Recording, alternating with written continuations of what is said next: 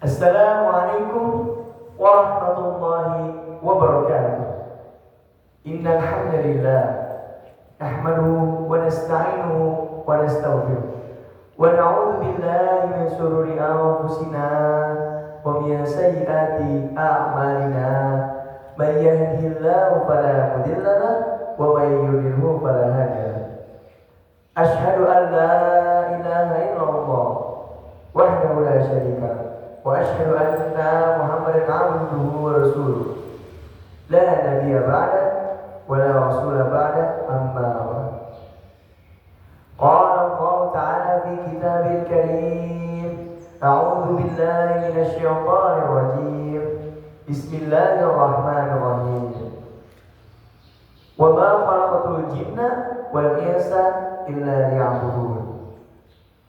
Wa qala ta'ala fi ayatil akhar, a'udzu billahi minasy syaithanir rajim. Kullu nafsin dha'iqatul maut, tsumma ilaina turja'un. Shadaqallahu al-'azim wa shadaqa rasulullahil nabiyil karim. Amma ba'd. Masyaallah muslimin, kita hidup di dunia hanyalah sementara. Tidakkah kita mengingat, tidakkah kita menyangka bahwa kehidupan kita di dunia yang fana ini adalah untuk hal-hal yang Allah perintahkan. Bukankah begitu? Di dalam surat Az-Zariyat ayat 57 berbunyi, a'udzu billahi minasy syaithanir rajim, wa ma khalaqatul jinna wal insa illa liya'budun. Shadaqallahu al-'azim. Yang artinya, tidakkah aku menciptakan jin dan manusia melainkan hanya untuk beribadah kepada-Mu. Masyaallah muslimin, kehidupan dunia ini memang seharusnya diisi dengan kegiatan-kegiatan peribadatan. Di antaranya adalah beramal soleh dan juga melaksanakan amar ma'ruf dan nahi munkar. Apa itu amar ma'ruf dan nahi munkar?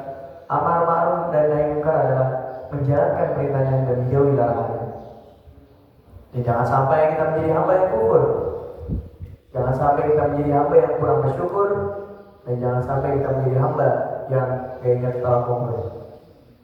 Kita sebagai manusia dan kita sebagai umat Islam sudah seharusnya menjalankan apa yang diperintahkan, seperti sholat, zakat, peribadatan lainnya yang Allah perintahkan. Dan jangan sampai kita menyelewengkan perintah itu, bahkan kita sampai terjerumus ke dalam tempat yang sangat hina, yaitu syirik. Al-Kisah pada zaman Rasulullah SAW ditanya oleh para sahabat, wahai Rasulullah, adakah orang yang masuk ke dalam neraka itu karena hal remeh? Lalu Rasulullah SAW menjawab, ada. Rasulullah SAW akhirnya bercerita, di zaman dulu ada dua orang pemuda yang sedang ingin hijrah dari satu tempat ke tempat yang lain. Lalu di perjalanan ia harus bertemu dengan salah satu sekte atau pemuka suku. Nah, setelah itu dia bertemu, dan apa yang terjadi? Ia harus membayar upeti. Lalu bertanya pemuda ini, apa itu upetinya? Wahai kepala suku. Kepala suku itu jawab, korbankanlah meskipun hanya sekecil lalat atau nyamuk. Pemuda pertama sontak langsung gampang. Ia langsung mengambil hewan kecil atau serangga, ia matikan lalu ia sembahkan untuk Tuhan dari kepala suku itu. Lalu pemuda pertama boleh lewat. Dan pemuda yang kedua ini adalah orang yang taat. Lalu ia bilang, aku tidak akan mengorbankan walaupun hanya sekecil nyamuk pun. Dan akhirnya pemuda ini dibunuh oleh kepala suku. Dan pada saat di hari pengadilan, kedua pemuda ini dikumpulkan. Dan akhirnya pemuda yang pertama ini dimasukkan ke dalam neraka, dan pemuda kedua ini dimasukkan dalam surga. Masya Allah. Jadi hikmahnya adalah kita jangan sampai syirik, kita jangan sampai menduakan Allah, walaupun hanya remeh, walaupun hanya sekecil serangga, karena di situ keimanan kita diuji. Masyaallah muslimin, kita di dunia ini tidaklah lama. Rasulullah SAW meninggal pada umur 63 tahun. Akankah kita melebihi umur itu? Belum ada yang tahu. Dan sampai sekarang pun tidak ada yang bisa memprediksi kapan umur kita akan berakhir.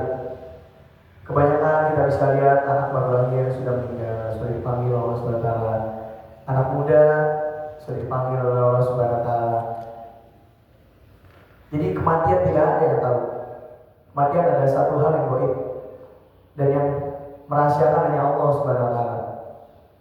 Lalu bagaimana untuk mensiasati waktu hidup kita yang sementara? Masyaallah muslimin, banyak yang bisa kita lakukan. Seperti yang saya bilang awal tadi, yaitu dengan beribadah, berbuat baik kepada orang lain, dan yang paling utama adalah 3 poin penting, yaitu amal jariah, sedekah yang bermanfaat, dan yang terakhir adalah doa dari anak soleh. Amal jariah itu apa? Ketika kita menuntut ilmu,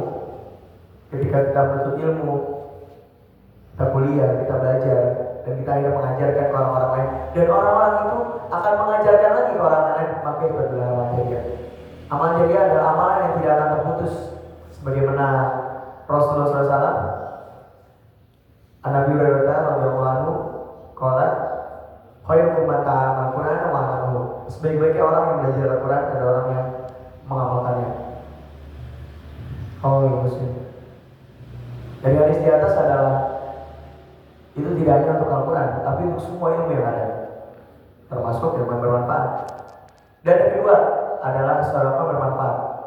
Sedekah bermanfaat adalah ketika kita meluangkan pengeluaran kita atau mengeluarkan rezeki kita untuk hal-hal yang selalu digunakan, seperti mewakafkan Al-Quran, membangun masjid, dan lain hal.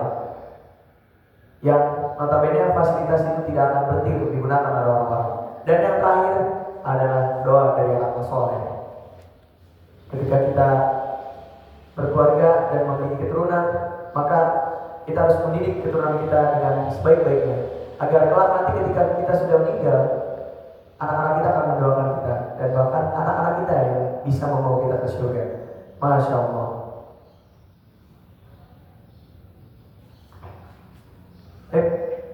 Mungkin terakhir, kalau kata Nabi kita Al-Karim, Alhamdulillah syaitan rajim, kullu nafsin dha'iqatul maut, tsumma ilaina turja'un. Artinya, setiap yang bernyawa pasti akan merasakan kematian, dan hanya kepada kami kamu diberikan. Quran surat Al-Ankabut ayat 57. Mungkin cukup sekian. Kafa minni syukran katsiran ala istighfarikum. Wassalamualaikum warahmatullahi wabarakatuh.